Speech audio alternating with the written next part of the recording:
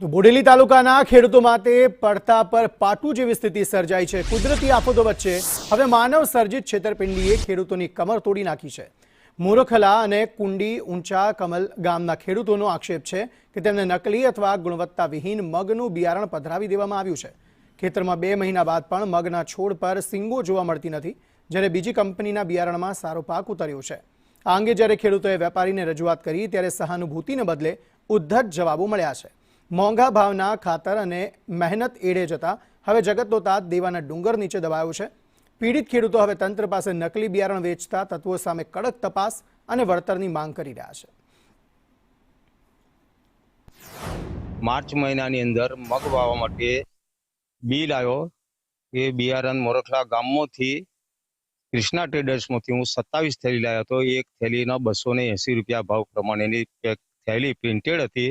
હવે એ બિયારણ જાણે કે શું થયું, પુખ્તાની અંદર પીળા પડી ગયા અને હું તો 2 ભાગમાં વાવ્યા હતા। મારા ઘરનું ચાલુ બી પકવેલું ગયા સાલનું વાવ્યું એ બિલકુલ તંદુરસ્ત ને સરસ છે, જ્યારે આ 10 દિવસમાં પીળું પડી ગયું। 2 મહિના થવા આવ્યા છે, આખા પીળા પડી ગયા છે।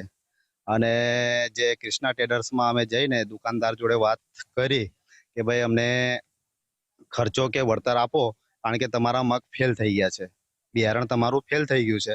આ પીળું પડી ગયું છે। આ રીતનું કહેવા મુજબ અમે ખેડૂત લોકો જે રજૂઆત કરીએ છીએ કંપનીની અંદર તે કે હું અમેરિકા છું, મારી પર કેસ કરવો હોય તો કરી નાખો, જે કરવો હોય એ કરી નાખો, તમે ઠેલી તોડી તો બિયારણ તો નીકળ્યું ને દાણા। પીબી સુપર કરીને મગનું બિયારણ જે વેચેલું છે એ ખેડૂતોને આપેલું છે, લગભગ 5 થી 6 ખેડૂતોને આપેલું છે। એમના ખેતરમાં મગ પીળા પડી ગયા છે। હવે એ ખેડૂત એવું કહે છે કે અમને નકલી બિયારણ આપ્યું, પણ બિયારણ અમે જે બિલથી લીધું છે અને બિલથી વેચેલું છે, બરાબર।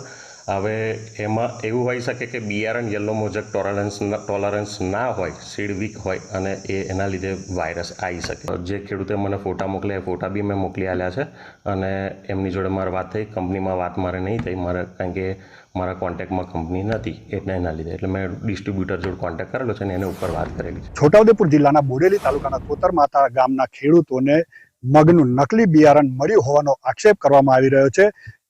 તોતરમાતા ગામના જે ખેડૂતો છે, ખેડૂતોએ મોરખલા ગામની એક દુકાનમાંથી મગનું બિયારણ લાવ્યા હતા। 280 રૂપિયા કિલોનું બિયારણ લાવ્યા હતા, જે વાવણી બાદ 10 દિવસની અંદર છોડ ઉગતા પીળું પડવા બાજુ હતું। અને જોઈ શકો છો કે જે મગનું બિયારણ છે તે હાલ 2 મહિના થઈ ગયા છે અને તેના જે છોડ ઉગી નીકળ્યા છે તે સાવ પીળા થઈ ગયા છે।